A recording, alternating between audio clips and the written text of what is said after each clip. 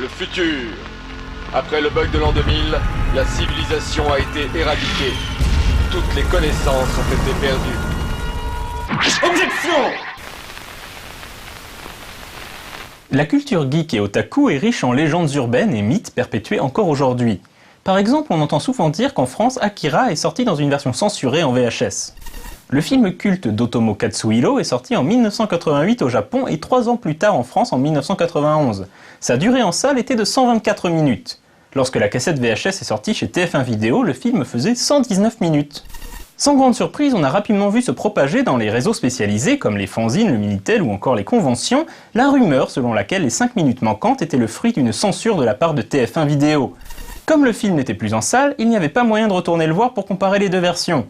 Pour ajouter à la confusion, certains petits malins se vantaient de posséder des cassettes pirates avec la version non censurée du film.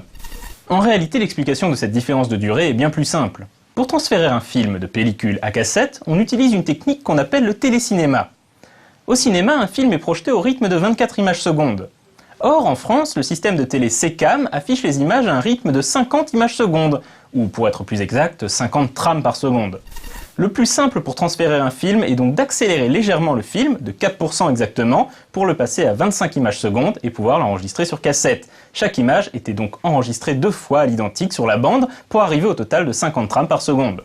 Le résultat, c'est que les films sont donc systématiquement plus courts de 4% en vidéo qu'au cinéma dans les pays qui utilisent le PAL et le SECAM. Et c'est simplement cela qui est arrivé à Akira. Le film n'a donc jamais été censuré pour la vidéo.